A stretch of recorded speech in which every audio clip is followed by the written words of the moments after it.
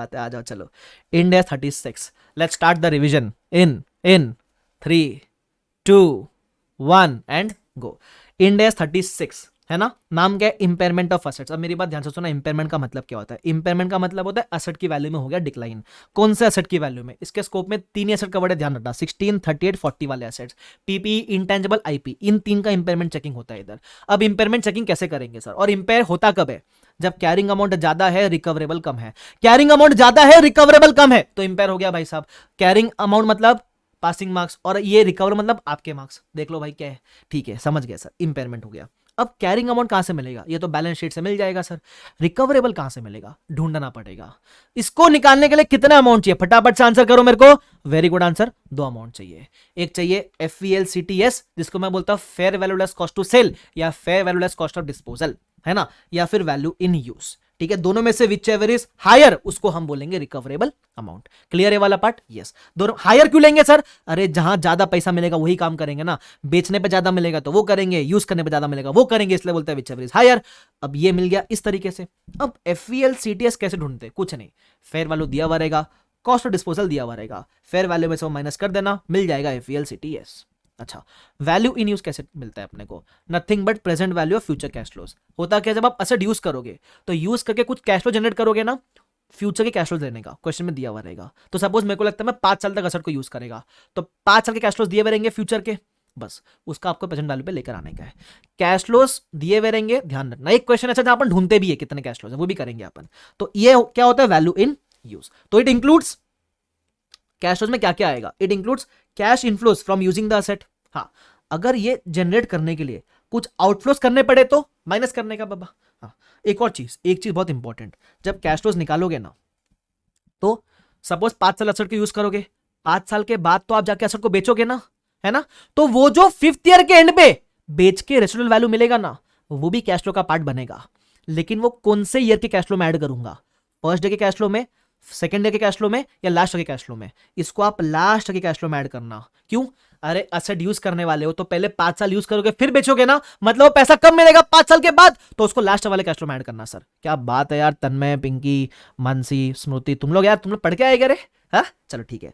उसके अलावा बोलता है कुछ कुछ कैश फ्लोज इग्नोर करने का। कौन से कैश फ्लोज? सपोज कोई रिस्ट्रक्चरिंग की वजह से कैश फ्लो बढ़ने वाला है, बट ये रिस्ट्रक्चरिंग आपने किया ही नहीं है अब तक, तो ऐसे कैश फ्लोज दिए रहेंगे तो उसको इग्नोर करना। एग्जांपल सर, अरे फॉर एग्जांपल मैं ऐसा बोलता हूं, सपोज अभी मैं अकेला पढ़ाता हूं, ठीक है, तो मेरे कैश फ्लोज इतने हैं, मैं सोच रहा हूं कि अगर मैंने बीबी से टाइप किया तो मेरे कैश फ्लो बढ़ जाएंगे। टाइप अब तक किया है? नहीं किया। ऐसा मान लो नहीं किया है, तो अगर टाइप किया ही नहीं है तो मैं बैठ के सपना देख रहा हूं कि करूंगा तो इतने कैश फ्लो बढ़ जाएंगे। किया क्या? नहीं ना, तो इग्नोर करने का कैश फ्लोज। जो एग्जिस्टिंग सिचुएशन है वो कंसिडर करने का, हवाबाजी की बातें नहीं करने का इधर। ओके चलो आगे बढ़ जाते हैं।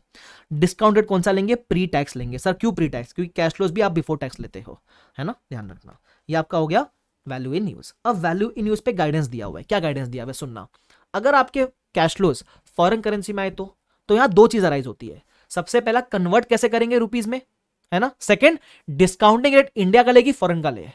तो यहां दो बात ध्यान रखना, डिस्काउंटिंग रेट जिधर के कैश फ्लोज है वहां का लोगे, कैश फ्लोज फॉरेन के तो डिस्काउंटिंग फैक्टर फॉरेन का लोगे, पहला चीज। सेकंड चीज, प्रेजेंट वैल्यू से जब कन्वर्ट करोगे डॉलर से रुपीज में, तो कौन से रेट पे कन्वर्ट करोगे? जिस दिन वैल्यू इन यूज निकाल रहे हो उस दिन की कन्वर्जन रेट पे, दैट मीन स्पॉट रेट पे। उन लोग कंफ्यूज करने के लिए आपको फ्यूचर के रेट देंगे, ले मत लेना, ठीक है, ध्यान रखना, ठीक है। अब यहां कुछ सर्कमस्टेंसेस दिए हुए, ये समझा यहां तक? ठीक है। Circumstances in which it is not necessary to calculate both FVLCTS value in use और not possible to calculate both. अब इसमें जो काम की बात है वो करूंगा, काम का बात से बीच वाला पॉइंट है, बाकी तो कचरा पट्टी है, ध्यान रखना। इसमें क्या सुनना, कभी कभी क्या होता है, मेरे को FVLCTS नहीं मिलता है।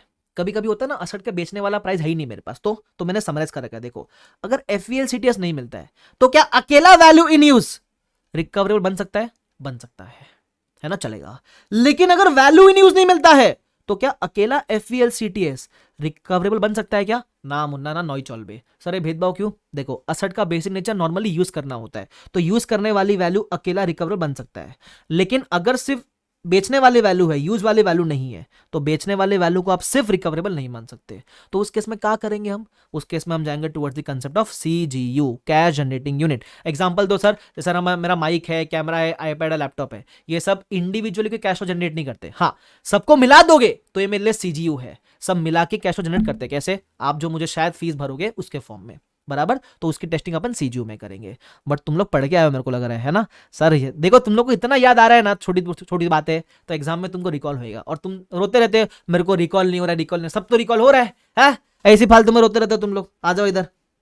ये समझा तुम लोग को? ठीक है। उसके बाद recognising and measuring an impairment loss. Impairment loss हम कैसे निकालेंगे? ठीक है, carrying amount minus recoverable amount, वैसे करके इंपेयरमेंट लॉस मिलेगा। अब ये इंपेयरमेंट लॉस कहां जाएगा सर? कॉस्ट मॉडल पे है तो पीएनएल में जाएगा। अगर असेट रिवल मॉडल वाला है तो इंपेयरमेंट लॉस को आप रीवैल्यूएशन लॉस की तरह ट्रीट करोगे, है ना। मैंने क्लास में बताया था, सिर्फ ट्रीटमेंट सेम होता है। ट्रीटमेंट सेम होता है मतलब रीवैल्यूएशन लॉस का अपन क्या करते हैं, देखते हैं ना पहले क्या था। अगर पहले का भी लॉस अभी भी लॉस, तो ये वाला लॉस प्रॉफिट एंड लॉस। अगर पहले गेन है और अभी लॉस आया तो to the extent of previous gain, पहले लॉस को अपन उससे एडजस्ट करेंगे, फिर डालेंगे प्रॉफिट एंड लॉस में। ठीक है, ध्यान रखना सिर्फ ट्रीटमेंट से में नेचर अलग है। क्यों? इंपेयरमेंट लॉस कैसे निकलता है? कैरिंग अमाउंट और रिकवरेबल अमाउंट कंपेयर करके। रीवैल लॉस कैसे निकलता है? कैरिंग अमाउंट और फेयर वैल्यू कंपेयर करके। हम तुम अलग है, फर्क है, फर्क है, फर्क है, लेकिन दोनों का ट्रीटमेंट सेम है। एनीवेज चलो आगे बढ़े। यस आगे बढ़ो sir. When to conduct impairment test, ठीक है, that means frequency of impairment test. Frequency मतलब जिंदगी में कितने बार इंपेयरमेंट टेस्ट करोगे। वो बोलता है इंडिकेशन आने पर टेस्ट करने का। Indication can be external internal, वो रीड कर लेना एक बार। लेकिन 3 असर के केस में annual impairment test is compulsory. Annual impairment test is compulsory. कितने असर के केस में? 3 असर के केस में। वो 3 असर कौन से है? Intangible with infinite useful life, intangible under development और goodwill acquired in a business combination. अब मैं इसकी हिंट देता हूं, याद कैसा रहेगा। तीनों के तीनों इंटेंजिबल है और तीनों के तीनों एमोटाइज नहीं होते। कैसे? Intangible with infinite useful life amortise नहीं होता। इंटेंजिबल अंडर डेवलपमेंट, जब तक वो डेवलपमेंट स्टेज में एमोटाइज नहीं हो रहा है। और गुडविल एमोटाइज नहीं होता। तो ये तीनों को आप एनुअल इंपेयरमेंट टेस्ट करोगे, ध्यान रखना, सिंपल है। उसके बाद ये हो गया अपना। फिर आता है अपन सीजीयू के ऊपर, कैश जनरेटिंग यूनिट। सीजीयू का मतलब क्या होता है? ऐसे ग्रुप ऑफ असेट जिसका अपन इंपेयरमेंट है साथ में कंडक्ट करने वाले, अलग अलग नहीं कर सकते, उसको बोलते हैं सीजीयू। ग्रुप ऑफ असेट साथ में मिलकर कैश फ्लो जनरेट करते हैं, उसको बोलते हैं सीजीयू। उसका टेस्ट भी साथ में होएगा। अब एक कंपनी में क्या एक ही सीजीयू हो सकता है? क्या नहीं, there can be multiple CGU. अब इसको बेटर समझाने के लिए मेरे पास आपके लिए शानदार एग्जांपल है, वो रिफर करोगे तो फटाफट से रिवाइज हो जाएगा। इधर आ जाओ, आओ मुन्ना, आओ मेरे पास आओ। आ रहे सर, आ रहे सर, आ रहे, इधर देख लो सीजीयू। ये रहा, सुन लो क्या बोलता है। Group of assets that generates cash flows together. Example मेरा टीचिंग का सेटअप, माइक, लैपटॉप हो गया, कैमरा हो गया, आईपैड हो गया, माइक हो गया, है ना। जैसे मैंने बताया ये साथ में कैश फ्लो जनरेट करता है आपके फीस के फॉर्म में। ठीक है, तो मैं पहले कैरिंग अमाउंट लिखूंगा, टोटल लिख दिया सर। अब रिकवरेबल अमाउंट, अब रिकवरेबल अमाउंट इंडिविजुअल था क्या मेरे पास? अरे इंडिविजुअल नहीं है, तभी तो सीजीयू में आ रहा हूं ना बाबा। टोटल है मेरे पास कि सब मिलके इतना कैश फ्लो जनरेट करती है। ठीक है, कैरिंग अमाउंट है, रिकवरेबल अमाउंट है। अब कैरिंग अमाउंट ज्यादा है, रिकवरेबल कम है, मतलब जितना कैरिंग अमाउंट आप उतना रिकवर कर ही नहीं पाओगे, तो इंपेयरमेंट लॉस हो गया। ऐसा मान लो पहले कैरिंग अमाउंट लिखो फिर रिकवरेबल लिखो। अगर ये अमाउंट पॉजिटिव आता है तो इंपेयरमेंट लॉस है, अगर अमाउंट नेगेटिव आया तो इंपेयरमेंट लॉस नहीं है। ऐसा शॉर्टकट याद रखने का भाई साहब। ठीक है, तो पॉजिटिव आया इंपेयरमेंट लॉस है। अब इंपेयरमेंट लॉस तो अपने को टोटल आ गया, लेकिन बांटना पड़ता चारों असेट के अंदर। कैसे बांटेंगे? In the ratio of carrying amount बांट देना, सिंपल है। क्लियर हो गया? ये अपना बेसिक सीजीयू हो गया। उसके बाद अच्छा, सीजीयू में क्या लाइबिलिटीज हो सकती है? क्या हो सकती है? जैसे डीकमीशनिंग की लाइबिलिटी है तो वो सीजीयू का पार्ट बन सकती है। अगर कोई लाइबिलिटी सीजीयू का पार्ट है तो लाइबिलिटी को अपन यहां से माइनस कर देंगे, मतलब सारे कैरिंग अमाउंट अपन ऐड किया था ना, लाइबिलिटी वाला कैरिंग अमाउंट माइनस हो जाएगा। ध्यान रखना, लाइबिलिटी होगी फिर भी उस लाइबिलिटी में कोई इंपेयरमेंट, सॉरी उस लाइबिलिटी में कोई इंपेयरमेंट एलोकेट मत करना। इंपेयरमेंट इनमें एलोकेट होगा, वो सिर्फ सीजीयू के पर्पस के लिए हो सकता है। ऐसा है नहीं बट ठीक है, होता तो देख लेना कभी। हाँ आगे, अब किसकी बात की? गुड्डू की बात की। वो बोलता है गुड्डू को भी सीजीयू में एलोकेट करने का। क्यों? क्योंकि गुड्डू का भी इंडिविजुअल टेस्ट पॉसिबल नहीं है। सिर्फ गुड्डू से कैश फ्लो कितना है कैसे मालूम पड़ेगा? नहीं मालूम पड़ेगा ना, तो गुड्डू को भी सीजीयू में एलोकेट करने का। अब यहाँ बहुत सारे केसेस पॉसिबल है, सुन लो। अब मैंने यहाँ क्या एग्जांपल अज्यूम किया, मेरे पास है ना 2 सीजीयू, ऐसा मान लेते हैं। शांति से करो, ये इंपॉर्टेंट है इसलिए। मेरे पास कितने सीजीयू है? 2 सीजीयू, ऐसा मान लेते हैं अपन। ठीक है, अब वो 2 सीजीयू कौन से है मेरे पास? एक ये सीजीयू और एक ये सीजीयू है। ठीक है, अब गुडविल मिला के 2 लाख रुपया है। अब यहाँ 3 केस पॉसिबल है। पहला केस में क्या बोलता है? गुडविल का बेनिफिट मिलता है सीजीयू 1 के अंदर। तो जब गुडविल का बेनिफिट सीजीयू 1 में, तो बताओ मैं गुडविल कहां एलोकेट करूंगा? मैं गुडविल सीजीयू 1 में एलोकेट करेगा। तो सीजीयू 1 में तीनों असेट लिख, उसमें गुडविल लिख और फिर इंपेयरमेंट टेस्ट कर। अब जिस सीजीयू में गुडविल है अगर उसमें इंपेयरमेंट लॉस आ जाए फिर क्या करेंगे? तो पहले सारा लॉस गुड्डू में एलोकेट करने का, बचा कुचा लॉस बाकी एसेट में in the ratio of carrying amount allocate कर देने का। ये पहला चीज हो गया। मतलब गुडविल एलोकेबल है तो एलोकेट कर और इंपेयरमेंट टेस्ट कर। सीजीयू 2 का रूखा सूखा टेस्ट होगा, क्यों? उसमें गुडविल है ही नहीं। ठीक है, अब आता है मेरा केस नंबर 2, जहां गुडविल का बेनिफिट मेरे को दोनों सीजीयू के अंदर मिलता है। 25% मिलता है सीजीयू 1 में, 75% मिलता है सीजीयू 2 के अंदर। जब दोनों जगह पे मुझे गुडविल का बेनिफिट मिलता है तो मैं क्या करूंगा, तो जितना परसेंटेज दिया हुआ है उतने परसेंट में दोनों सीजीयू में एलोकेट कर देना, बराबर। तो 25% सीजीयू 1 में, तो जितना गुडविल था उसका 25% गुडविल सीजीयू 1 में जाएगा, बराबर। बस सीजीयू 1 में 20% एलोकेट किया, इंपेयरमेंट टेस्ट कर। अब जो लॉस आएगा, जितना गुडविल आपके सीजीयू में उतना एलोकेट कर देना, बाकी बचा हुआ लॉस बाकी एसेट में in the ratio of carrying amount, ठीक है। अब सीजीयू 2 में बाकी 70% एलोकेट होएगा, यहां लॉस नहीं आया तो कुछ भी एलोकेट मत करना, सिंपल। यहां भी दिक्कत नहीं है, यहां भी सिंपल था। मजेदार है तीसरा case, benefits in both CGUs but can not be allocated. कभी कभी क्या होता है, ये आपके मन में सवाल आएगा ना, सर एक कैसे मालूम पड़ा 20/75 है, ये मालूम करना कितना मुश्किल है ना। स्टैंडर्ड यही बोलता है, कभी कभी है ना आपको पता है कि गुड्डू का बेनिफिट दोनों सीजीयू के अंदर है, लेकिन एलोकेशन रेशियो नहीं होता आपके पास, तो क्या करेंगे उस केस में, 2 स्टेज में इंपेयरमेंट टेस्टिंग करने का। वेरी गुड आंसर स्वाति और निराली, बराबर। वेरी गुड संकेत, वासु, प्रिंसी, वैष्णवी, वेरी गुड यार, तुम लोगों को पता है ये चीज 2 स्टेज में करने का टेस्ट। शुभम वेरी गुड यार, 2 स्टेज में टेस्ट करोगे। सर 2 स्टेज का मतलब क्या होता है, सुन लो। स्टेज नंबर 1, पहले टेस्ट करने का इंडिविजुअल सीजीयूज को, ये मान के गुडविल है ही नहीं, सोच लो गुड्डू है ही नहीं आपका, और टेस्ट करो। तो सीजीयू 1 का टेस्टिंग किया, जो भी लॉस आया, गुड्डू तो था ही नहीं, तो तीनों एसेट में एलोकेट कर देने का। सीजीयू 2 में सेम, मान लो गुडविल है ही नहीं, जो भी लॉस आया एलोकेट तीनों में कर देना। ये स्टेज 1 की टेस्टिंग हो गई। अब स्टेज 2 में क्या करोगे, सीजीयू 1 सीजीयू 2 दोनों को कर देना कंबाइन, और उसमें गुडविल का तड़का लगा देना। तो सीजीयू 1 को भी कंबाइन किया, 2 को भी कंबाइन किया, गुडविल को भी ऐड कर दिया सर। तो अब 1 में जब लिखोगे कैरिंग अमाउंट, तो कौन सा कैरिंग अमाउंट लिखे, 1 में 2 कैरिंग अमाउंट था, एक पुराना वाला और एक इंपेयरमेंट लॉस के बाद वाला। तो इंपेयरमेंट लॉस के बाद वाला कैरिंग अमाउंट लेना, ठीक है। तो here I will take 18 lakhs, बराबर। तो ये मेरा कैरिंग अमाउंट सीजीयू 1 का, सीजीयू 2 में इंपेयरमेंट लॉस था ही नहीं, तो जो कैरिंग अमाउंट है वही लिख दिया। अब इसमें गुडविल ऐड कर दो, क्यों, देखो गुडविल को मुझे ये नहीं पता इंडिविजुअली कितना बेनिफिट मिल रहा था, लेकिन दोनों में बेनिफिट मिल रहा है ये तो पता है ना, तो दोनों को लिखा और गुडविल ऐड कर दिया, सिंपल। ये कैरिंग अमाउंट मिल जाएगा, रिकवरेबल दिया हुआ रहेगा कि टोटल रिकवरेबल कितना है, ठीक है। अब इंपेयरमेंट लॉस आ गया, अब इंपेयरमेंट लॉस जो भी आएगा गुड्डू में एलोकेट होएगा, बराबर। अच्छा, क्या इंपेयरमेंट लॉस गुडविल से ज्यादा हो सकता है क्या इस केस में, नहीं हो सकता, क्यों, बाकी दोनों का टेस्टिंग ऑलरेडी हो चुका है, तो जो भी लॉस आएगा गुडविल जितना ही आएगा। एक कंसेप्चुअली बोल रहा हूं मैं आपको, मैंने लिखा भी रखा कंसेप्चुअल नोट कि स्टेज जब ऐसे टेस्ट कर रहे हो ना, जहां आप 1 और 2 को टेस्ट करके आए हो और अभी वापस टेस्ट कर रहे हो, ये टेस्टिंग आप सिर्फ गुडविल के लिए कर रहे हो, यहां जो भी लॉस है गुडविल जितना ही आएगा, उसके ऊपर आ ही नहीं सकता कंसेप्चुअली, ध्यान रखना, ठीक है। चलो क्लियर है वाला पार्ट, परफेक्ट आंसर है Narendra, Divya, very good everyone, क्या बात है, शानदार, क्लियर, ठीक है। उसके बाद एक और आइटम है, वो होता है corporate asset. What is the meaning of corporate asset, office building, ये ऑफिस बिल्डिंग वगैरह जो होता है ना, एडमिशन ऑफिस वगैरह। फॉर एग्जांपल ऐसा मान लो मेरे 2 सीजीयू थे, एक मेरा सीए का टीचिंग बिजनेस और एक मेरा सीएफए वाला टीचिंग बिजनेस, ऐसे 2 सीजीयू है। अब दोनों का एडमिशन ऑफिस खोला है मैंने। अब ये एडमिशन ऑफिस से अकेला कैश फ्लो नहीं आता, हाँ, लेकिन ये एडमिशन ऑफिस मेरे दोनों बिजनेस को असिस्ट जरूर करता है ना कैश फ्लो जनरेट करने के लिए, बराबर। तो उस केस में मैं क्या करूंगा, कॉर्पोरेट एसेट को भी सीजीयू में एलोकेट करना पड़ता है। अब कैसे करेंगे, अरे यहां भी वही 3 केस पॉसिबल है। ऐसा मान लो 2 सीजीयू है और एक कॉर्पोरेट एसेट है। पहला, कॉर्पोरेट एसेट का बेनिफिट से सीजीयू 1 में मिलता है, तो 1 में एलोकेट करो, टेस्ट कंडक्ट कर, ठीक है। अब यहां ध्यान रखने वाली बात, मैंने 1 में एलोकेट किया, टेस्ट कंडक्ट किया, लॉस आया। अब येडे की तरह ये मत बोलना कि सारा लॉस जाएगा पहले कॉर्पोरेट एसेट में, ना मुन्ना ना, ये गुडविल थोड़ी ना है, वो लॉस से गुडविल के रिलेवेंट है, बराबर। तो यहां जो भी लॉस आया वो बाकी सारे एसेट में including corporate asset carrying amount के रेशियो में एलोकेट करना। क्लियर क्या है वाला पार्ट, यहां येडी की तरह मत बोलना कि नहीं सर सब में ये पहले इसमें एलोकेट करेंगे फिर बाकी में, नहीं, वो सिर्फ गुडविल के लिए होता है।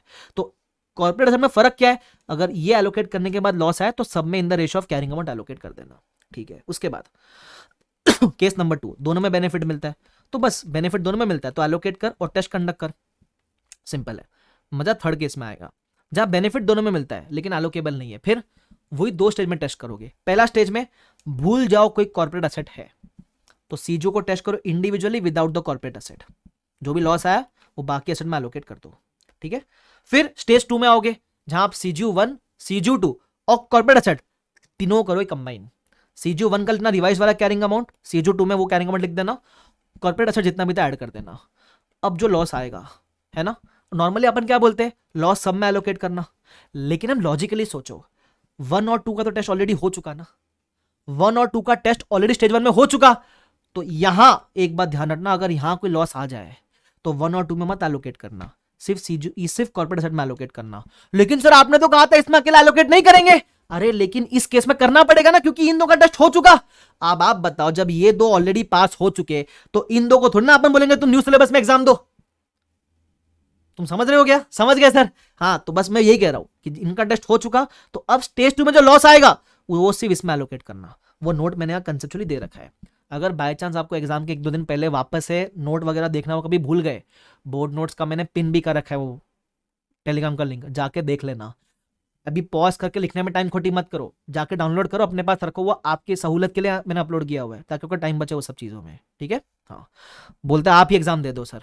मैं मेरा बस चले मैं सबका एग्जाम दे दूं, बट सबको मुझे 1-1 करोड़ रुपए डालना पड़ेगा अकाउंट में। बोला देते हो क्या? बोलता अभी देते हैं सर। नहीं नहीं सर, 1 करोड़ नहीं। अरे तुम क्या यार, तुम बनोगे ना सीए, तुम बहुत कमाने वाले हो, टेंशन मत लो, तुम आगे बढ़ो सर। चलो हाँ, फिर recognition and measurement of an impairment loss in CGO. अच्छा, सीजीओ में लॉस कैसे एलोकेट करेंगे, डिस्कस ऑलरेडी कर चुके हैं, पहले गुडविल में, फिर बचा हुआ जो लॉस है वो बाकी एसेट में in the ratio of carrying amount. अच्छा ध्यान रखना, कभी कभी ऐसा पॉसिबल है कि आपके सीजीओ में कोई पीपीई है, कोई इंटेंजिबल एसेट है, उसके अलावा कोई नॉर्मल इन्वेस्टमेंट है, इन्वेस्टमेंट प्रॉपर्टी नहीं, नॉर्मल इन्वेस्टमेंट इन शेयर्स, नॉर्मल इन्वेंट्री वगैरह है। तो ये इन्वेंट्री और इन्वेस्टमेंट वगैरह आपके सीजीओ का पार्ट बन सकता है, लेकिन इसमें आपको लॉस एलोकेट मत करना। लॉस सिर्फ उनमें एलोकेट होगा जो 36 के स्कोप में आते हैं। क्लियर है वाला पार्ट? ठीक है। उसके अलावा ये दो नोट ठीक है, इतने रिलेवेंट नहीं है। आगे आ जाओ, रिवर्सल ऑफ इंपेयरमेंट लॉस। जो लॉस बुक किया है, क्या उसका रिवर्सल हो सकता है? क्या जरूर हो सकता है भाई साहब, ठीक है, बट रिवर्सल कब करेंगे? जब कोई कंडीशन एग्जिस्ट करे। जैसे इंपेयरमेंट लॉस की कंडीशन थे ना, वैसे रिवर्सल की भी कंडीशन है, एक्सटर्नल इंटरनल। ठीक है? अच्छा, उसके अलावा अब जब रिवर्सल करोगे तो निकालेंगे कैसे अमाउंट, में सिखाता हूं, बट उसके पहले रिवर्सल कब कर सकते हो और कितना कर सकते हैं, और इसका इफेक्ट क्या रहेगा। अगर आपने रिवर्सल कोई इंडिविजुअल एसेट पे किया है तो देखना पहले एसेट कौन से मॉडल पे। अगर एसेट कॉस्ट मॉडल पे है तो रिवर्सल का अमाउंट गेन की तरह जाएगा प्रॉफिट एंड लॉस में। अगर एसेट रिवल मॉडल पे है, वो जितना भी रिवर्सल किया है उसको ट्रीट करना लाइक अ रिवैल्यूएशन गेन। अब इसकी तरह ट्रीट किया मतलब देखना पहले क्या था, पहले का गेन अभी भी गेन, तो ये वाला गेन ओसीआई है, पहले लॉस अभी गेन, तो ये वाला गेन पहले प्रॉफिट एंड लॉस फिर ओसीआई है, सिंपल। अच्छा, जब सीजीयू में रिवर्सल करोगे सिर्फ एक बात का ध्यान रखना, सबका रिवर्सल हो सकता है एक्सेप्ट फॉर गुडविल। गुडविल पे कभी भी इंपेयरमेंट लॉस का रिवर्सल नहीं हो सकता, या ध्यान रहेगा, अभी इतना याद रहेगा।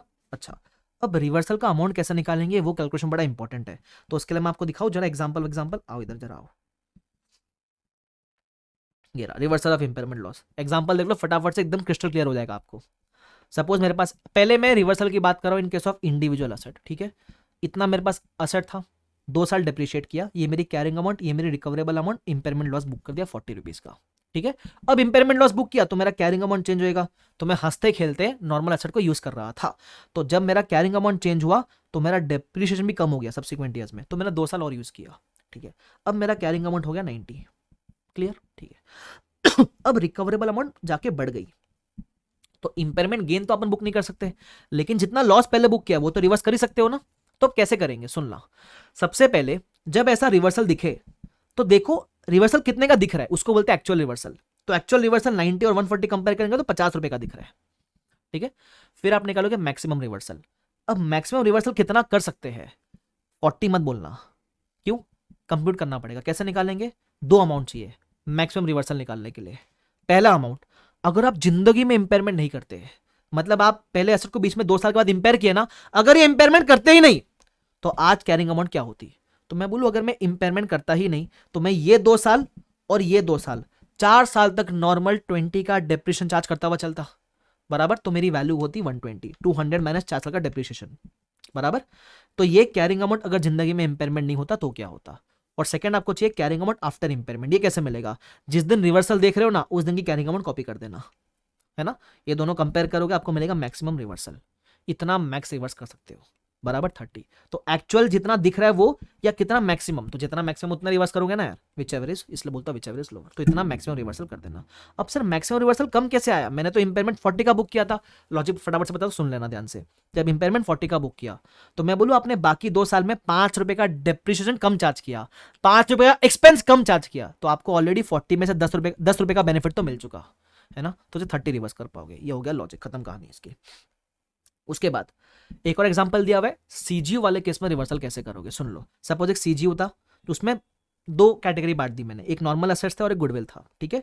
तो वैल्यू दिया हुआ दोनों का, एक साल डिप्रिशिएट किया, एक साल यूज किया, तो गुडविल तो एमोटाइज होएगा नहीं, ये असेट डिप्रिशिएट करेंगे लाइफ 10 ईयर्स मान लो, तो एक साल का वैल्यू कितनी बची 18 और 2 टोटल 20। अब रिकवरेबल अमाउंट दिया हुआ 15 लाख रुपए का, 20 कैरिंग अमाउंट, रिकवरेबल 15 लाख, बराबर। तो बताओ कितना इंपेयरमेंट लॉस आएगा, आएगा सर 5 लाख का, ठीक है। तो बांटेंगे कैसे, मैंने क्या बताया था, पहले सारा लॉस किस में जाएगा, पहले सारा लॉस जाएगा गुड्डू के अंदर, तो गुड्डे में बांट दिया पहले सारा लॉस। बैलेंस पास कहां जाएगा, बिटवीन अदर असेट्स, है ना। वो बाकी असेट मैंने एक सिंगल कैटेगरी बनाई है, अलग अलग दिया होता तो बांट देना अंदर रेशियो ऑफ कैरिंग अमाउंट बाकी के अंदर, ठीक है। अब मुझे मिली रिवाइज कैरिंग अमाउंट 15 और ये गुडविल तो शून्य हो गया, लाइफ 9 साल बची है अभी, एक साल और यूज किया सर, डेप्रिशिएशन चेंज हुआ रहेगा बिकॉज कैरिंग अमाउंट चेंज हुई है, तो मुझे मिली रिवाइज कैरिंग अमाउंट अभी। फिर आपको रिकवरेबल अमाउंट दे दिया तो बढ़ गया रिकवरेबल अमाउंट, तो इंपेयरमेंट गेन तो नहीं होता, लेकिन पहले लॉस बुक किया तो वो रिवर्स तो हो ही सकता है। अब पहले ये देखो एक्चुअल रिवर्सल कितना दिख रहा है, तो मैंने देखा कितना दिख रहा है, लेकिन क्या निकालना पड़ता है दूसरा, मैक्सिमम रिवर्सल। अब ये कैसे निकालेंगे, सिंपल, दो अमाउंट चाहिए। जिंदगी में इंपेयरमेंट नहीं होता तो कैरिंग अमाउंट क्या होती, लेकिन अब जब ये कैरिंग अमाउंट निकालोगे तो गुडविल मत गिनना, गुडविल को मत देखना, देखो ही मत, इसको ऐसे आंख बंद कर लो गुडविल के लिए। क्यों आंख बंद कर ले सर, इस पे रिवर्सल करना ही नहीं है तो उसको लेंगे ही नहीं। तो जब निकालोगे carrying amount, if no impairment was there, ignore goodwill. सिर्फ इसका देखो, अगर इंपेयरमेंट नहीं होता तो मैं बोलूं 1 साल और 2 साल मैं 2-2 लाख से डिप्रिशिएट करता तो मेरी वैल्यू बनती 16 लाख, क्योंकि 20 में से 2 साल तक डिप्रिशिएट करता, बराबर। और रियल में कैरिंग अमाउंट क्या है वो यहां से आपको मिल जाएगी, जिस साल रिवर्सल देख रहे हो उस साल की कैरिंग अमाउंट कॉपी कर लो, बराबर। तो carrying amount if no impairment और कैरिंग अमाउंट आफ्टर इंपेयरमेंट मिल गया ये, बराबर। डिफरेंस देखो, मैक्सिमम रिवर्सल मिला, तो एक्चुअल दिख रहा है इतना है लेकिन मैक्सिमम इतना ही कर पाओगे, तो मैक्सिमम करने का ना, फिर कर दो मैक्सिमम भाई, है ना। और ये सारा मैक्सिमम रिवर्सल सिर्फ इसमें एलोकेट करना, गुड्डू को कुछ करना मत भाई, एक बार गुड्डू गया तो गया, कहानी खत्म हो गई उसकी।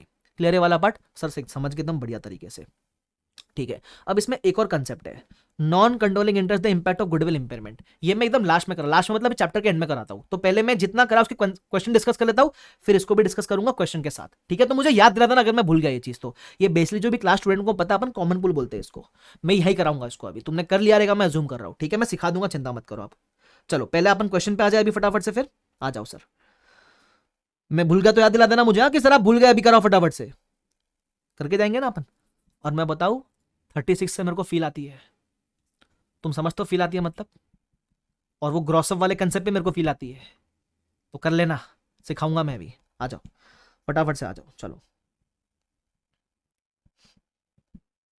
पहले आप लोगे ये वाला क्वेश्चन, इलस्ट्रेशन नंबर 10, सुन लो क्या बोलता है। बोलता है पहले एक मेरे पास असेट था, है ना, सॉरी मेरे पास पहले एक सीजीयू था 4 लाख का, बाइफिकेशन दिया, उसमें बाकी एसेट 320, गुडविल 80, मैंने बोला वेरी गुड। ये कब था, 1 अप्रैल 11 को, ठीक है। अब फिर जो भी बात की है वो मार्च 13 की बात की है, तो एकदम स्टेप बाय स्टेप करने का, ठीक है। कि 11 पे अपने, अब 11 का अपने को डेटा दिया हुआ है, 13 पे क्या हुआ है, 13 पे कुछ तो करना है, तो पहले 13 की कैरिंग अमाउंट लेकर आओ। कैसे लेकर आओगे, इसको 2 साल से डिप्रिशिएट करो, लाइफ कितनी दी हुई है, लाइफ मेरे ख्याल से 20 ईयर्स दी हुई है, तो 2 साल से डिप्रिशिएट करो, गुडविल एमोटाइज नहीं होएगा। तो मैं कैसे करूंगा, आओ मैं आपको दिखाता हूं फटाफट से। ये रहा इलस्ट्रेशन नंबर 10, ये मेरा कैरिंग अमाउंट, 2 साल से इसको किया डिप्रिशिएट, ये मुझे मिल गया इधर, ठीक है। गुड्डू मेरे को दिया हुआ एज इट इज रह जाएगा। इसी दिन पे आपको रिकवरेबल दिया हुआ है 2,12,000, मैंने 2,12,000 लिख दिया इधर, ठीक है। अब मेरे को बताओ इंपेयरमेंट दिख रहा है, दिख रहा है ना सर, क्लियर। कैरिंग अमाउंट ज्यादा, रिकवरेबल अमाउंट कम, इंपेयरमेंट दिख रहा है सर। कहां जाएगा ये इंपेयरमेंट लॉस सर, अपना पहले गुड्डू है तो गुड्डू में जाएगा, बाकी अदर सेट में जाएगा, वेरी गुड, बांट दिया सर, ठीक है। अब मेरे को मिला रिवाइज कैरिंग अमाउंट 2,12,000, ठीक है। अब क्या बोलता है, अब जो भी हो रहा है 31 में 15 को हो रहा है, तो 2 साल और डिप्रिशिएट कर, 2 साल और डिप्रिशिएट कर, तो 2 साल डिप्रिशिएट किया based on the revise carrying amount, बराबर, ठीक है। इतना आया डिप्रिशिएशन, ये आ गई कैरिंग अमाउंट, लिख दी मैंने। अब वो बोलता है उसके बाद वापस से रिकवरेबल अमाउंट दिया हुआ है 3,04,000 और 2,90,000 विच एवर इज हायर, तो मैं 3,04,000 लेगा, तो रिकवरेबल अमाउंट दे दिया सर। अब सर इंपेयरमेंट लॉस तो नहीं है, लेकिन पहले लॉस किया बुक, उसका रिवर्सल दिख रहा है सर। अब कैसे करेंगे रिवर्स, पहले डिफरेंस निकाल के देखो एक्चुअल कितना दिख रहा है, रिवर्सल निकाल लिया सर। अब मेरे को मैक्सिमम रिवर्सल निकालना है, अब फटाफट से मेरे को आंसर करोगे कितने अमाउंट निकालने पड़ेंगे इसके लिए, जल्दी से मेरे को जवाब दोगे फटाफट से, कितना अमाउंट निकालूंगा इसके लिए मैक्सिमम रिवर्सल के लिए। वेरी गुड आंसर, 2 अमाउंट निकालोगे सर, बराबर। पहला अमाउंट कौन सा निकालेंगे, अगर जिंदगी में इंपेयरमेंट नहीं होता तो कैरिंग अमाउंट क्या होती, इसमें गुड्डू को भूल जाना, गुड्डू को भूल जाना, है ना। तो अगर जिंदगी में इंपेयरमेंट नहीं होता तो मैं बोलूं ये 2 साल का 32,000 और वापस 2 साल का 32,000, उतना करता मैं डिप्रिशिएट, तो मेरी वैल्यू होती 2,56,000, बराबर। और रियल में जिस दिन रिवर्सल चेक करो उस दिन की कैरिंग अमाउंट छाप दो नीचे, ये देख लो डिफरेंस मिल गया, मैक्सिमम रिवर्सल। तो एक्चुअल ज्यादा दिख रहा है लेकिन मैक्स इतना ही कर पाओगे तो कर दो मैक्सिमम रिवर्सल। कहाँ एलोकेट करोगे इसको? अदर एसेट में एलोकेट करोगे। रिवर्सल करने से वैल्यू बढ़ जाती है तो आपकी वैल्यू दोबारा बढ़ जाएगी भाई साहब। तो वैल्यू बढ़ा के हो गई आपकी रिवाइज कैरिंग अमाउंट इतनी है। बताओ भाई, मैं बोलता हूँ यही क्वेश्चन पूछो, 100 मार्क का पूछो, कहानी खत्म करो इसकी, है ना। चलो आगे बढ़ो, आगे बढ़ो सर। ये कॉमन पूल वाले क्वेश्चन में लास्ट में लेता हूँ, ठीक है, साथ में मुझे याद दिलाना। कॉमन मतलब वही ग्रॉस अप वाले कंसेप्ट में लास्ट में लेता हूँ, पहले मैं नॉर्मल क्वेश्चन करा देता हूँ फटाफट से। उसके बाद अपने पास कौन सा क्वेश्चन है? ये वाला शानदार क्वेश्चन, इलस्ट्रेशन नंबर 21। इसको भाई शानदार वाले एलडीआर मार्क करना। रीजन बीइंग इसमें 103 भी आ रहा है और इसमें 36 भी आ रहा है, ठीक है। अब पहले क्या डेटा दिया हुआ है सुन लो। अपने को डेटा दिया हुआ है कि हमने 80% इंटरेस्ट परचेज किया किसी में, और उसके लिए हमने क्या क्या पीसी पे किया वो दिया हुआ है। हमने इतना पीसी पे किया और हमारे शेयर की वैल्यू इतनी थी, ठीक है। उसके बाद कॉस्ट ऑफ इशू वगैरह कुछ करना नहीं है, प्रॉफिट लॉस में जाता है, उसका कुछ करना मत। आगे लीगल कॉस्ट वगैरह इंकर किया डायरेक्टली रिलेटेड एक्वेशंस का भी कुछ करना मत है, प्रॉफिट लॉस में जाएगा। आगे फेयर वैल्यू दिया हुआ है अपने को किसका, fair value of INA is measured eight 1.3 million. तो आईएनए जितना एक्वायर का उसका वैल्यू दिया हुआ है, और एनसीआर को भी फेयर वैल्यू पे लेना है अपने को। पता ना 103 में एनसीआर निकालते हैं अपन फेयर वैल्यू के ऊपर। एनसीआर निकालने के दो मेथड होते हैं, एक पीएसएन एक फेयर वैल्यू, तो वो निकालते हैं ना अपन फेयर वैल्यू के हिसाब से। Yes, they use the market value of Pluto limited for this purpose. No impairment of goodwill arising on acquisition of Pluto was required at this much, ठीक है। अब करें कैसे? मेरी बात ध्यान से सुनना, ये डेटा क्यों दिया हुआ है आपको? नॉर्मली बाकी क्वेश्चनों में गुडविल दिया हुआ था, यहां आप 103 का मेथड से गुडविल निकालोगे। कैसे निकालेंगे? PC plus NCR. पीसी कितना है? 80%। एनसीआर निकालोगे आप 20% के हिसाब से, माइनस करोगे आईएनए, तो आपको क्या मिलेगा? ये करके गुड्डू मिलेगा भाई साहब। ऐसा निकालोगे तो कैसे निकालेंगे दिखा देता हूं आपको, फटाफट से इधर आ जाओ। कौन सा क्वेश्चन था रे? ये रहा। हाँ ये रहा, देखो पीसी दिया हुआ है, निकाला है ना। उसके बाद एनसीआई मुझे फेयर वैल्यू पे निकालना है। वो डेटा दिया हुआ है, फेयर वैल्यू कैसे निकालोगे करके निकाल दिया सर, है ना। फिर आईएनए निकाला, गुडविल मिला मेरे को। अब गुडविल के लिए क्या इन्फॉर्मेशन दिया हुआ है? बोलता है गुडविल का बेनिफिट तीनों के अंदर मिलता है, और रेशियो भी दिया हुआ है, इस रेशियो में मिलता है। मैं बोलूं मेरा एग्जाम्पल का सेकंड वाला केस हो गया, सब में बेनिफिट मिल रहा है और रेशियो दिया हुआ है। तो भाई रेशियो दिया हुआ है तो वेरी गुड, एलोकेट कर, टेस्ट कर, एलोकेट कर और टेस्ट कर सर, करना ही कुछ नहीं अपने को। तो मैंने बोला इतना गुडविल था, तीनों में कैसे एलोकेट करूंगा? 2:2:1 के रेशो में कर दिया सर एलोकेट, और टेस्ट करो भाई। तो सीजू 1 में इतना एलोकेट करने के बाद ये मेरी कैरिंग अमाउंट रिकवरेबल क्वेश्चन में दिया हुआ है, देख लो आप, मैं ढूंढ रहा नहीं, रिकवरेबल भी दिया हुआ है क्वेश्चन के अंदर, ठीक है। तो मैंने टेस्ट किया, भाई कैरिंग अमाउंट कम है, रिकवरेबल ज्यादा है, कोई लॉस है ही नहीं, वेरी गुड। सीजू भी मैं सिमिलरली एलोकेट किया, टेस्ट किया। अब यहाँ लॉस आ रहा है, तो पहले किस में जाएगा? पहले लॉस गुडविल में जाएगा। गुडविल सफिशिएंट है तो यहां एलोकेट करने की जरूरत ही नहीं है।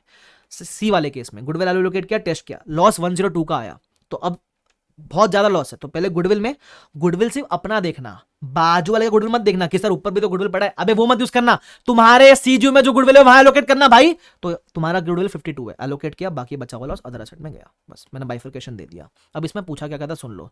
पहले गुडविल का अमाउंट पूछा था, निकाल दिया। फिर इंपेयरमेंट लॉस पूछा था, निकाल दिया। फिर इसमें एक और चीज पूछी है कि एनसीआई में कितना लॉस एलोकेट करेंगे। तो इस क्वेश्चन में क्या किया गया है, जितना भी रेशियो एनसीआई का परसेंटेज उतना एनसीआई में पूरा एलोकेट कर दिया। और लॉजिकल भी है क्योंकि जब एनसीआई फेयर वैल्यू पे होता है तो जो इंपेयरमेंट लॉस है वो सब में एलोकेट, एनसीआई और पेरेंट दोनों में एलोकेट होता है। तो एनसीआई में जितना स्टेक है उतना एलोकेट अपन ने कर दिया, टोटल लॉस में से इतना, बस ये एक लाइन लिख के आ जाना उसके अंदर, कहानी होगी खत्म, ठीक है। मजा आ गया सर, फील आ गया एकदम। आगे बढ़ू, आगे बढ़ो सर। Illustration number 23। अब क्या बोलता है इसके अंदर सुन लो फटाफट से। बोलता है 3 सीजीयू है, ABC, ठीक है। अब इसमें कैरिंग अमाउंट के साथ साथ रिमेनिंग यूजफुल लाइफ भी दिया हुआ है, और तीनों का यूजफुल लाइफ अलग अलग है, ठीक है। दो कॉर्पोरेट एसेट है, एक्स और वाई, ठीक है।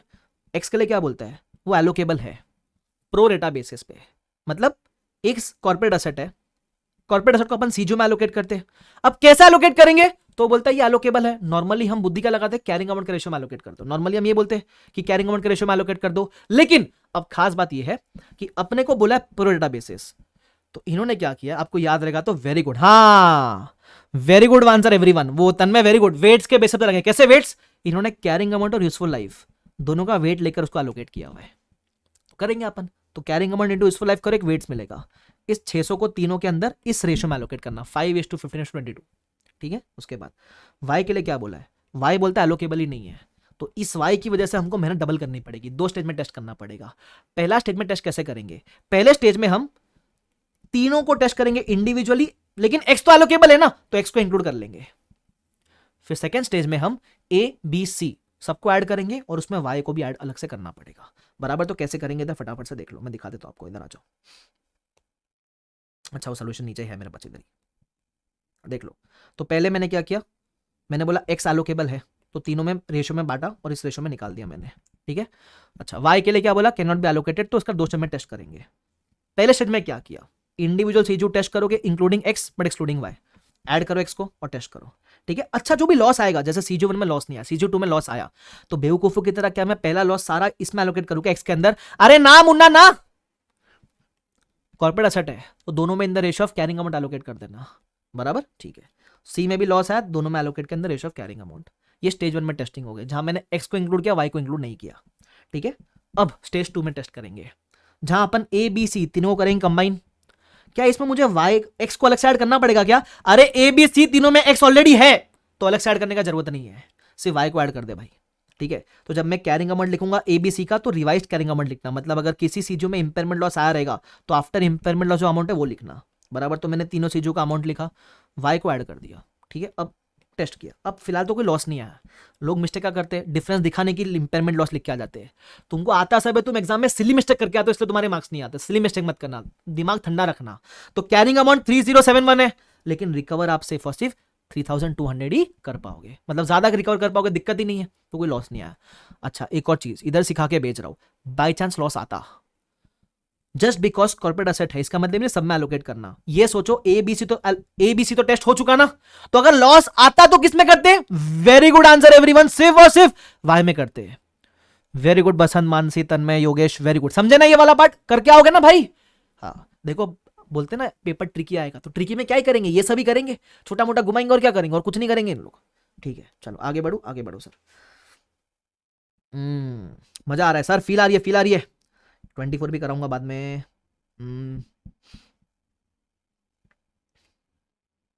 32 एक बार नवंबर 22 में आ चुका ही है, ठीक है, बट फिर भी सुन लो क्या है इसके अंदर। ये बहुत शानदार क्वेश्चन है, होलसम क्वेश्चन है, जो आपका पूरा 36 स्टार्ट टू एंड कवर करता है ना। अब सुन लो क्या बोलता है, मैं फटाफट से आपको होलसम वे में रिवाइज कराता हूँ, है ना। कोशिश हो गई तो जब सेल्फ प्रैक्टिस करोगे तो एक बार इसको रफली कर लेना सॉल्व, ठीक है। क्या बोलता है सुन लो, इसमें 2 मशीन है, एक मशीन ए है, एक मशीन बी है। अब क्या बोलता है, मशीन ए का इंडिविजुअल टेस्ट पॉसिबल है, तो मशीन ए को अलग से टेस्ट करेंगे अपन। लेकिन मशीन बी क्या बोलता है, मशीन बी बोलता है अकेला कुछ नहीं कर सकता, मशीन बी से अकेले कुछ नहीं होता। तो मशीन बी के लिए हमको सीजीओ बनाना पड़ता है, जिसमें मशीन ए भी आता है, मशीन बी भी आता है, और साथ साथ में 2 और आइटम आते हैं, इन्वेंट्री और गुडविल। अब आप बोलोगे सर ए का टेस्ट तो हो चुका अकेले, वो वापस क्यों आएगा, अरे वो सिर्फ बी के लिए आएगा, है ना, वो सिर्फ बी के लिए आएगा वापस, बराबर। तो अगर मैं आपको इसका सोल्यूशन दिखाऊं, देखो ऐसा है, मशीन ए का करेंगे इंडिविजुअल सब कुछ, बी के लिए इंडिविजुअल इससे होता नहीं कुछ भी, तो इसके लिए बनाएंगे सीजीयू, जिसमें ए बी इन्वेंट्री गुडविल सब आएगा। सर सीजीयू बनाएंगे तो गलत हो गया ना, ए का 2 बार टेस्ट हो गया, अरे 2 बार होने दो टेस्ट, इसमें सेकंड टाइम में लॉस एलोकेट नहीं करेंगे ना, समझ रहे हो तुम, जैसा अपन ऊपर करते हैं ना सीजीयू वगैरह में, वैसा, ठीक है। अब कैसे करेंगे सर, देखो डेटा दिया हुआ है अपने को, डेटा इंटरप्रेट करना सीखो। कैसा डेटा दिया हुआ है देख लो। सबसे पहले अपने को अभी मशीन ए का टेस्ट करना है इंडिविजुअली, मशीन ए को देखो। मशीन ए खरीदा अपने अप्रैल 13 पे, जो भी अपने को निकालना है वो 31 मार्च 18 पे निकालना है, मतलब पहले इसको 5 साल डिप्रिशिएट करना पड़ेगा। जब डिप्रिशिएट करोगे, इसकी लाइफ चाहिए, लाइफ 10 साल दी हुई है। अब गलती पता आप क्या करते हो, आप सीधा बोलोगे 10 लाख का वैल्यू है, 10 साल की लाइफ है, 1 साल का डिप्रिशिएशन पर एनम, लेकिन यहाँ रेसिडुअल वैल्यू भी दिया हुआ है, बराबर। तो डिप्रिशिएट कैसे करोगे, 10 lakhs minus 50,000 divide by 10 years, इससे आपको मिलेगा पर एनम, बराबर। तो जब निकालोगे तो इस बात का आपको ध्यान रखना है कि ये गलती ना करो। तो कैसे निकालोगे देख लो, इधर आपने बोला 10 lakhs, उसमें 5 साल का डिप्रिसिएशन, ये कंसिडर करना मत भूलना, कैरिंग अमाउंट मिल जाएगी, है ना। अब बारी आती है अपने रिकवरेबल अमाउंट की, कैसे निकालेंगे। 2 चीज चाहिए, एक वैल्यू इन यूज, एक एफसीएलसीटीएस। वैल्यू इन यूज का इन्फॉर्मेशन यहाँ दिया हुआ है, कैश फ्लो करो प्रेजेंट वैल्यू पे लेकर आओ, लेकिन लास्ट के कैश फ्लो में बोलता है एक्सक्लूडिंग रेसिडुअल वैल्यू। देखो हिंट भी दिया है, सिखाया था ना कंसेप्ट के टाइम पे कि इसको ऐड करना होता है 50,000 को, तो कर देना ऐड, बस इसका निकालना प्रेजेंट वैल्यू सारे कैश फ्लोस का। उसके अलावा एक और चीज चाहिए, एफवीएलसीटीएस, उसका डेटा यहाँ दिया हुआ है, मतलब 75% डेटा क्वेश्चन में सिर्फ मशीन ए के डेटा के लिए दिया हुआ है। तो अभी एफवीएलसीटीएस में एक बात ध्यान रखना, क्या क्या दिया हुआ है, फेयर वैल्यू दिया हुआ है ना, उसमें वैल्यूएशन फीस दिया हुआ है, डिसमेंटलिंग कॉस्ट दिया हुआ है, पैकेजिंग कॉस्ट दिया हुआ है, लीगल कॉस्ट दिया हुआ है। अब जब आप बोलते हैं ना लेस कॉस्ट टू सेल, तो जो डायरेक्ट सेलिंग वाले खर्चे वही लेस करते हैं अपन। Valuation fee is not a direct cost of selling, तो वो लेस मत करना। तो जब 7 lakhs में से आप लेस करोगे ना, देखो मैंने निकाल के दिया हुआ है, तो सिर्फ कॉस्ट टू सेल और बाकी लीगल कॉस्ट पैकिंग कॉस्ट वाला माइनस करना, वैल्यूएशन फीस मत लेस करना, ध्यान रखना है वाला पार्ट, ठीक है। तो मेरा एफवीएलसीटीएस आता है 450, मेरा वैल्यू इन हो जाता है 489,650, तो मैं क्या लेगा 489,650।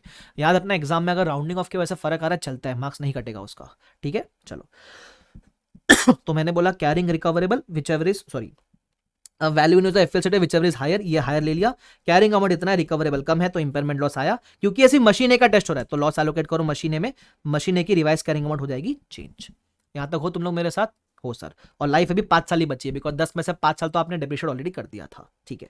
अब अपन क्या करेंगे, सीजीओ का टेस्ट करेंगे। अब सीजीओ में टेस्ट कैसे करेंगे, इसमें क्या क्या आइटम्स है, मशीन ए, बी इन्वेंट्री गुडविल। ए का वैल्यू क्या लिखेंगे, रिवाइज वाला कैरिंग अमाउंट लिखना।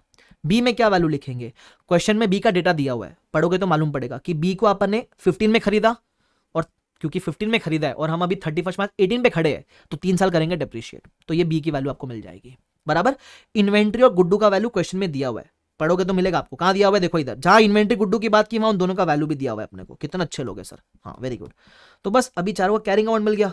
रिकवरेबल अमाउंट सर कहां से मिलेगा, अरे वो भी दिया हुआ है, ले बेटे ये रिकवरेबिलिटी ऑफ सीजीयू नहीं ऊपर दिया हुआ है पहले 31 मार्च 18 पे रिकवरेबल 10 लाख है तो ले ले रिकवरेबल। कैरिंग अमाउंट मिल गया, रिकवरेबल अमाउंट मिल गया, गन भी आ गया और धन भी आ गया, तो ले कर ले impairment loss test. Carrying amount ज्यादा, रिकवरेबल अमाउंट कम, हो गया इंपेयरमेंट लॉस। अब क्या करेंगे, अब ध्यान रखने वाली बात, सबसे पहले लॉस आया, गुड्डू है एलोकेट कर इसके अंदर, कर दिया सर। बचा लॉस, बचा है सर लॉस, किस में एलोकेट करेंगे, क्या मैं ए में एलोकेट करूंगा, नहीं, क्यों, टेस्ट हो चुका बराबर। क्या मैं इन्वेंट्री में एलोकेट करूंगा, नहीं, क्यों, आउट ऑफ स्कोप है, ये तो सिर्फ सीजू का पार्ट है, 30 के स्कोप में आता ही नहीं है ये, तो इसमें कोई लॉस एलोकेट नहीं होगा। बचा कौन, सिर्फ बी, तो सिर्फ बी में एलोकेट करेंगे। हाँ समझ गए सब, ठीक है। तो कर देना, रिवाइज करेंगे अमाउंट लिख देना। ये first part of the question था, जहां मशीन ए का इंपेयरमेंट लॉस निकालो, मशीन बी का सॉरी और सीजू का इंपेयरमेंट लॉस निकालो, निकाल दिया सर, डन। अब part B of the question बोलता है ये करने के बाद एक मीठा मीठा अगले साल का डेप्रिसिएशन निकाल देना, प्रोस्पेक्टिव डेप्रिसिएशन फॉर 18-19। कैसे निकालेंगे सर, अरे सिंपल है, ए का अपने पास रिवाइज करेंगे अमाउंट है, बची हुई लाइफ है, बी का अपने पास आफ्टर इंपेयरमेंट लॉस रिवाइज करेंगे अमाउंट है, बची हुई लाइफ है। भाई कुछ नहीं, निकाल दो ना इसके बेसिस पे यार डेप्रिसिएशन, आपको मिल गई कैरिंग अमाउंट 1 साल के बाद की, समझा, मिल गया सर। अब क्या बोला हुआ है, अब बोलता है रिवर्सल करना है अपने को, किसका किसका रिवर्सल करना है, एक तो मशीन ए का रिवर्सल करना है और एक सीजू का रिवर्सल करना है। अब कैसे निकालेंगे सुन लो, बहुत सिंपल है। रिवर्सल करने के लिए क्या, वापस कैरिंग अमाउंट रिकवरेबल अमाउंट चाहिए। अब कैरिंग अमाउंट कैसे मिलेगा, अब 20 तो निकाला 1 साल का कैरिंग अमाउंट, ये लिख दो इधर कैरिंग अमाउंट। फिर अपने को चाहिए रिकवरेबल अमाउंट, कहां से मिलेगा सर, वो दिया हुआ है मेरे ख्याल से क्वेश्चन के अंदर ही, मशीन एक, पहले मशीन ए का देख रहे हैं अपन, ठीक है। तो मशीन ए का रिकवरेबल कितना दिया हुआ है, 4,50,000 दिया हुआ है, तो मैं ये लिख देता हूं 4,50,000 रिकवरेबल। किधर लिखा मैंने, इधर नीचे लिख दिया 4,50,000। अब कैसे करेंगे सर रिवर्सल, अरे एकदम सिंपल है, उस पहले अपन देखते हैं एक्चुअल रिवर्सल क्या है, दिख रहा है इतना, फिर निकालना होता है मैक्सिमम रिवर्सल। कैसे निकालेंगे, जिंदगी में इंपेयरमेंट नहीं होता मशीन ए में तो कैरिंग अमाउंट क्या होती है, तो भाई अगर जिंदगी में इंपेयरमेंट नहीं होता तो 5 साल डेप्रिशिएट किया था, 1 साल और डेप्रिशिएट कर देता नॉर्मली, तो ये मेरी कैरिंग अमाउंट होती है अगर जिंदगी में इंपेयरमेंट नहीं होता तो। और बस जिस साल रिवर्सल चेक कर रहे हो उसका कैरिंग अमाउंट कॉपी कर दो, इधर कंपेयर कर लो, मिल गया मैक्सिमम रिवर्सल, और क्या चाहिए इसके अंदर बराबर। तुम देख लो भाई, एक्चुअल दिख रहा है 48 to 80, बट मैक्सिमम इतना नहीं कर सकते तो कर दो मैक्सिमम रिवर्सल। जैसे रिवर्स करोगे मशीन का वैल्यू वापस से बढ़ जाएगा। मशीन ए का रिवर्सल निकालना आ गया, अब बचा गया सीजू का रिवर्सल। ये भी बहुत सिंपल है, इसमें सिर्फ एक अमाउंट इंपॉर्टेंट है, वो ध्यान रखना कौन सा है। जब रिवर्सल निकालोगे तो पूरे सीजू में जितने असेट है उसका कैरिंग अमाउंट चाहिए। मशीन ए का भी निकाला ताजा ताजा, लिख दे। मशीन बी का, अरे आपने पार्ट बी में जब डेप्रिशिएट करके वैल्यू निकाली वही मशीन बी की कैरिंग अमाउंट है आज की, लिख दो। इन्वेंट्री तो बदला नहीं है, वो चेंज तो हुआ नहीं है तो 2 लाख ही रहेगा। गुडविल बचा ही नहीं है, मिल गई कैरिंग अमाउंट, ये भी सिंपल है। सेकेंड चाहिए रिकवरेबल अमाउंट, बस। अब रिकवरेबल अमाउंट क्वेश्चन में कैसे दी हुई है, क्वेश्चन में अपने को है ना एक्चुअली 2-3 चीजें है। क्वेश्चन में ऐसा बोला है कि पूरे सीजू का वैल्यू इज 11 लाख और सिर्फ मशीन ए और मशीन बी का देखोगे तो 7,60,000। तो इन्होंने क्या किया आईसीआई के अंदर, 11 लाख नहीं लिया है, उन्होंने बोला है हम कॉम्बो वाली वैल्यू लेंगे 7,60,000 सिर्फ ए और बी वाली, और उसमें सिर्फ इन्वेंट्री का वैल्यू ऐड करेंगे 2 लाख, उससे हमको सीजू का रिकवरेबल अमाउंट मिलेगा। सर 11 क्यों नहीं लिया, मे बी उन लोग चाहते हैं कि गुडविल पे रिवर्सल ना करें इसलिए 11 नहीं लिया। बस ध्यान रखना ये वाला पार्ट इंपॉर्टेंट है, क्वेश्चन पढ़ोगे तो समझेगा ये वाला पार्ट, ठीक है। उसके बाद तो ये कैरिंग अमाउंट हो गई, ये रिकवरेबल अमाउंट हो गई। कंपेयर करके देखो एक्चुअल कितना दिख रहा है, एक्चुअल तो इतना दिख रहा है, लेकिन अब इतना रिवर्सल कर सकते हैं क्या वो चेक करना है अपने को। तो कैसे करेंगे, अरे निकालो ना सीजू का वैल्यू, अगर जिंदगी में इंपेयरमेंट नहीं होता तो क्या होता।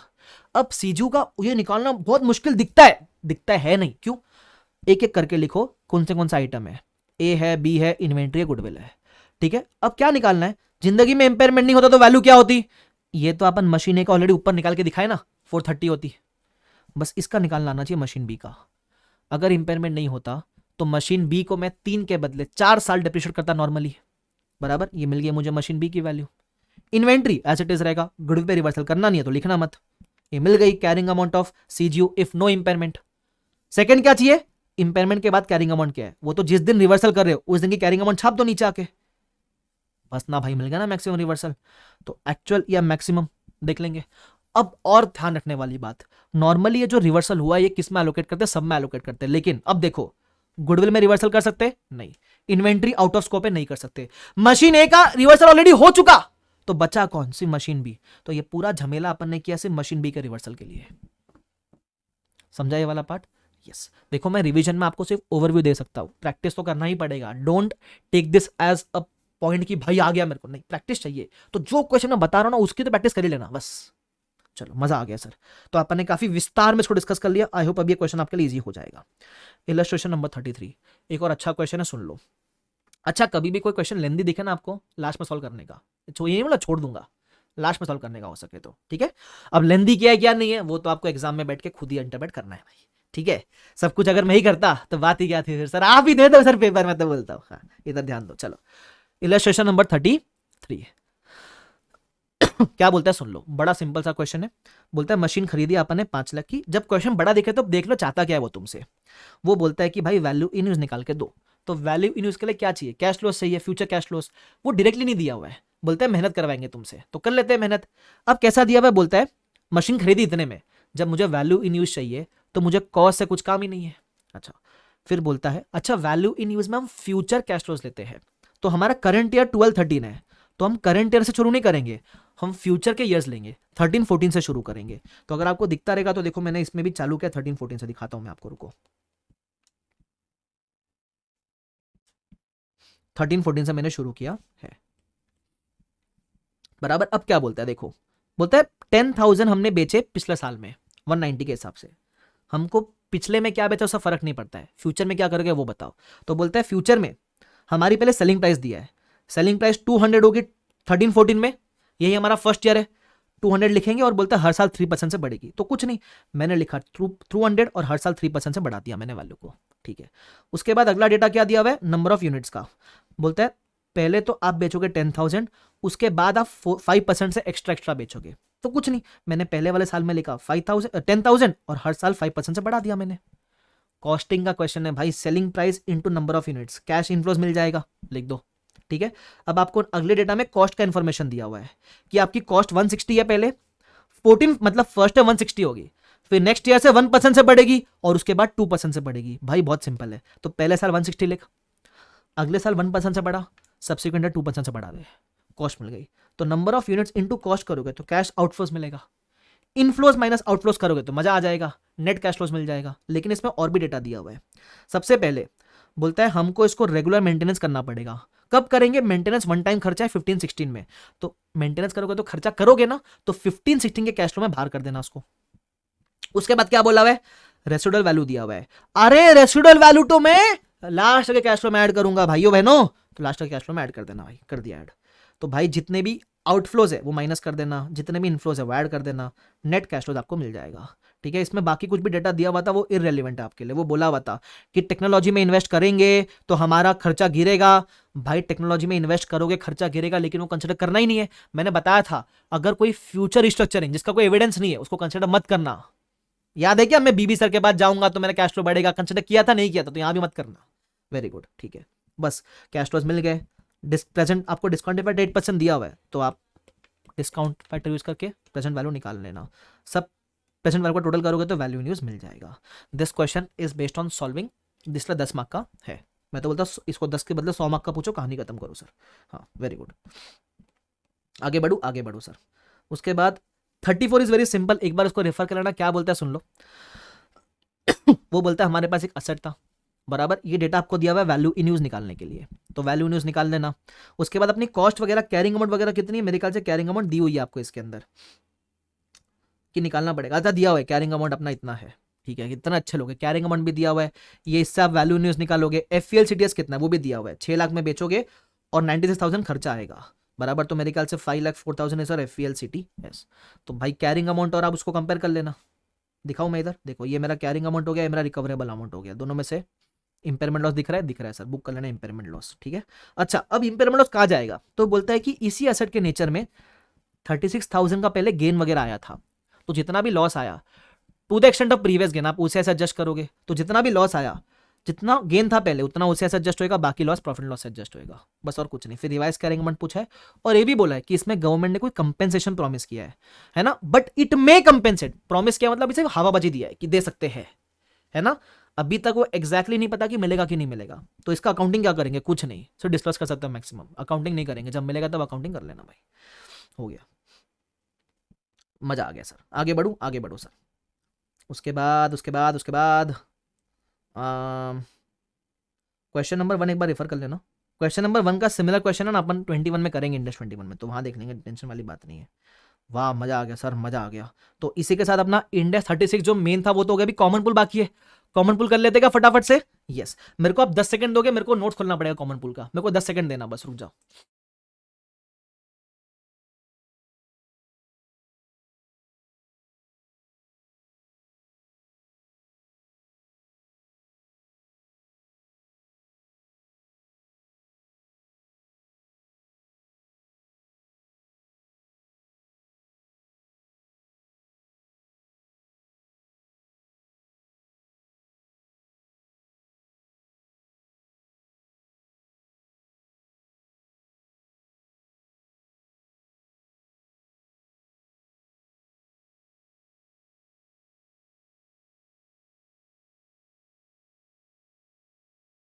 छोड़ो, अब मैं ऑडिबल हूं क्या, मैं चुप हो गया था, जबा जबा जबा रन अरे अभी आवाज आ गई क्या, अभी आ गई ना, ठीक है, जबा जबा हो गया था मेरा, मेरे को मिल गया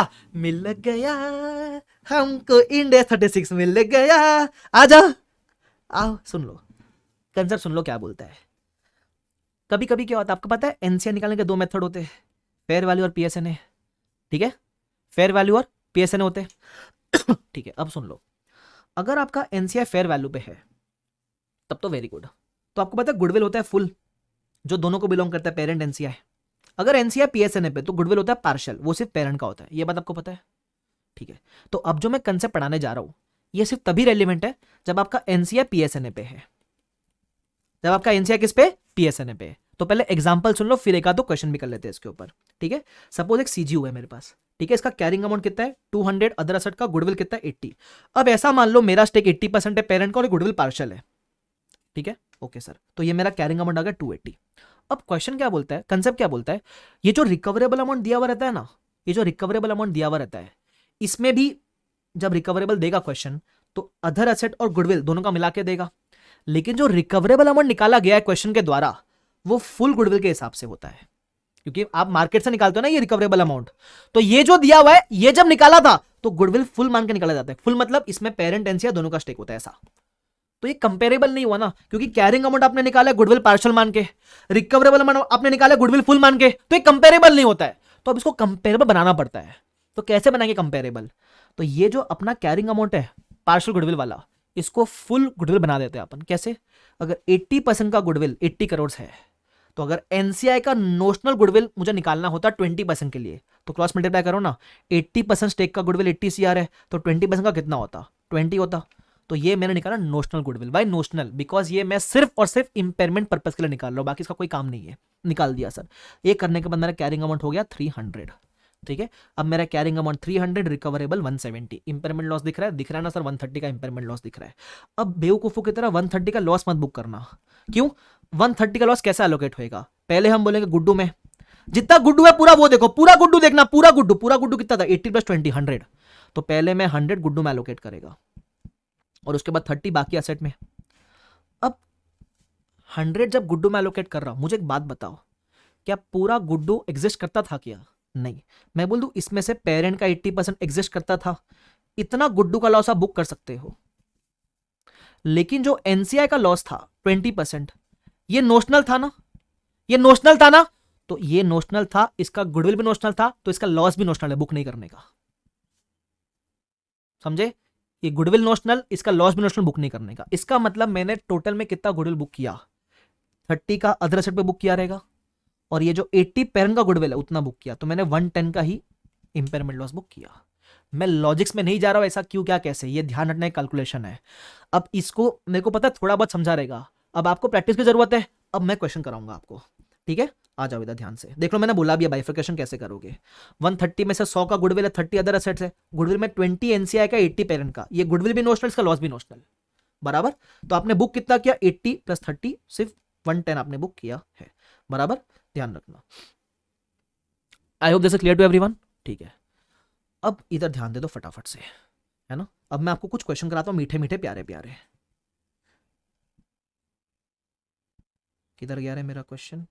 ए मेरा फैजल, सबका बदला लेगा रे तेरा फैजल, किधर गया फैजल? अरे वो क्वेश्चन वाला पेज चला गया, रुको लाना पड़ेगा। छू मंतर आ जा, क्वेश्चन वाला पेज आ जा सर, छू मंतर, ये लो आ गया। हाँ इलस्ट्रेशन नंबर 11 पे आना है अपने को, ठीक है? मैं ये कंसेप्ट को शांति से करा रहा हूँ, इसका रीजन पता है क्या? मैं बता रहा हूँ, मेरे को लग रहा है, ये दिख रहा है मेरे को ऐसा धुंधला धुंधला दिख रहा है, ऐसा धुंधला धुंधला दिख रहा है मेरे को, 1:45 ये, तुम समझ रहे हो क्या? ये कंसेप्ट पे क्वेश्चन मेरे को दिख रहा है। कॉमन पुल के बोर्ड नोट्स मैं टेलीग्राम पे डाल दूंगा, मैं तुमको कॉमन, ये जो 36 के बोर्ड नोट्स नहीं होंगे कॉमन पुल वाले, मैं डाल दूंगा टेलीग्राम पे, शाम को डाल दूंगा पक्का, मैं लिख के रखता हूँ किधर, है ना? लिख दूं कॉमन पुल 36 वाला ना, कॉमन पुल 36 वाला, ठीक है? लिख दिया मैंने, बस लेक्चर खत्म होते होते पहुंच जाएगा तुम्हारे पास। अब सुन लो फटाफट से, 80% शेयर है सब्सिडरी के, कितने में लिया अपन ने? 32,000 में लिए, ठीक है? 3,200 में लिए, ओके। अभी आई ने दिया हुआ 3,000 का, और एनसीआई को पीएसएनए पे ले रहे। अगर एनसीआई पीएसएनए पे है, क्या ग्रॉस अप अप्लाई होएगा? होएगा सर, इधर ही तो होएगा, ठीक है? अब दिया हुआ है पीसी इतना, एनसीआई इतना, ये सब क्वेश्चन का ही पार्ट है, गुडविल इतना, ठीक है? At the end of financial year carrying amount is reduce to 2,700 excluding goodwill, ठीक है? अब बोलता है रिकवरेबल है, चेक करो। अब मैं आपको करके दिखा रहा हूँ, एक क्वेश्चन है करके दिखा रहा हूँ, बाकी रिफर कराऊंगा, देख लेना। सबसे पहले मेरा नेट एसेट कितना है? नेट एसेट है 2,700, ठीक है? मेरा गुड्डू कितना है? मेरा गुड्डू है 800, बराबर, ठीक है? ये 80% के हिसाब से है। तो फटाफट से मेरे को बताओ, अगर मुझे पहले ग्रॉसअप करना पड़ेगा तो नोशनल एनसीआई में ऐड करेगा, कितना ऐड करेगा? 80% का 800, 20% का कितना? फटाफट से बताओ। 200 रहेगा सर, ठीक है? तो ये हो गया 1000, ये हो गया 2,700, अब मेरा टोटल आ गया 3,700, ये मेरी कैरिंग अमाउंट हो गई सर, कहानी खत्म। अब मेरे को रिकवरेबल अमाउंट दो फटाफट से सर, रिकवरेबल अमाउंट पहले केस में दिया हुआ 2,000 रुपीज, कितने का लॉस आएगा मेरे को? इंपेयरमेंट लॉस आएगा 1,700 का, एम आई राइट और रॉन्ग? राइट हो सर। अब मैं बांटूंगा कैसे? तो पहले बांटो 1,700 के लॉस को, आप कैसे बाइफिकेट करोगे? आप बोलोगे सर पहले 1000 का गुडविल था नोशनल गिन के, तो 1000 गया गुड्डू के अंदर, 700 गया अदर एसेट के अंदर। अब गुड्डू में दो लोग हैं, एक पेरेंट और एक एनसीआई है, 80% पेरेंट 20% एनसीआई है, बराबर, मतलब 800 पेरेंट का गुडविल बुक था, इसका लॉस भी बुक होगा। एनसीआई का गुड्डू नोशनल था, तो लॉस भी नोशनल है, बुक मत करना। तो आपने टोटल कितना बुक किया? एक तो ये 800 बुक किया, और एक ये 700 बुक किया, तो 800 प्लस 700 आप कितना बुक करोगे? 1,500 का लॉस बुक करोगे। आया करने को? आया करने को ना? अरे बस, और क्या चाहिए भाई साहब, मजा आ गया ना? इधर किधर है भाई, दिखाओ मेरे को फटाफट से। एक तो इनका सोल्यूशन समझता नहीं है अपने को ज्यादा।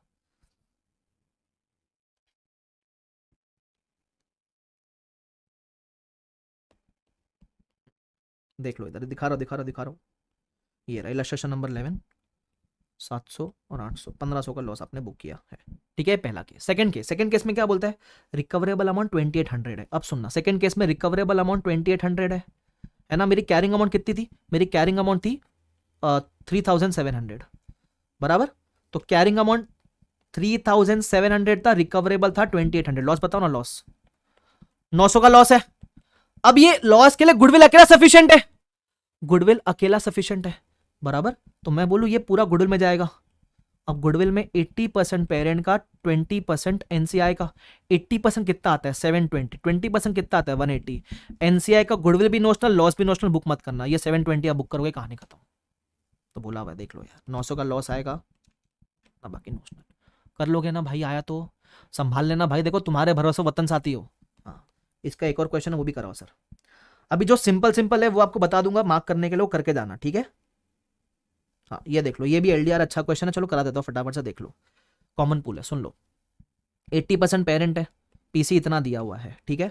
आइडेंटिफाइबल असेट कितने हैं? 1,500, अब वो बोलता है एनसीआई फिर पीएसएनए पे, अरे एनसीआई फिर पीएसएनए पे, तो ग्रॉस अप करेंगे नहीं करेंगे? करेंगे सर, क्यों नहीं करेंगे, करेंगे। ठीक है, फिर क्या बोलता है अब है ना, अगर आप देखोगे तो 2100 का पीसी अपन ने पे किया 80% के लिए, तो अगर आप वैसे गुडविल निकालोगे ना तो पता है कितना आएगा, मैं आपको दिखाता हूँ, चलो मैंने किया हुआ इधर।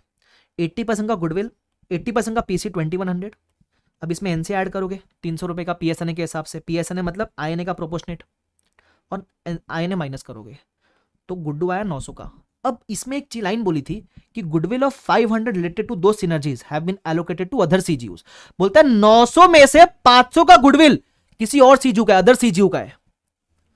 तो हम जिस सीजीयू को इंपेयरमेंट टेस्ट कर रहे हैं उसमें ये 500 का गुडविल आना ही नहीं चाहिए, उसमें सिर्फ 400 का बचा हुआ गुडविल आएगा।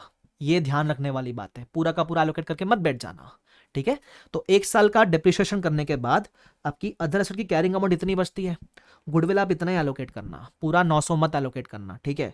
अब ये गुडविल पार्शियल है, इसको करो ग्रॉस अप, निकालो इंपेयरमेंट लॉस। इंपेयरमेंट लॉस जितना भी आएगा, गुडविल कितना था 500, तो 500 का जाएगा गुडविल के अंदर, बाकी अदर एसेट में। ये आप बुक करोगे, जितना गुडविल में गया उसका 80-20 करना, एनसीआई का गुडविल नोशनल, लॉस भी नोशनल बुक मत करना, पेरेंट का बुक कर लोगे।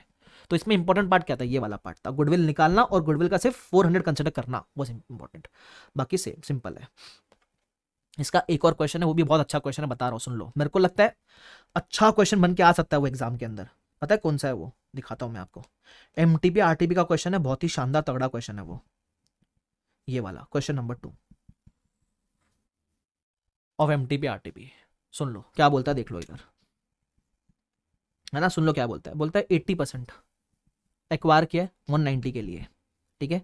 एनसीआई फिर पीएसएनए पे, अरे एनसीआई पीएसएनए पे तो फिर से क्या करेंगे, फिर अपन एलोकेट करेंगे किसके अंदर, मतलब फिर वो अपने को करना पड़ेगा ग्रॉसअप वगैरह, कर लेंगे सर ग्रॉसअप, ठीक है।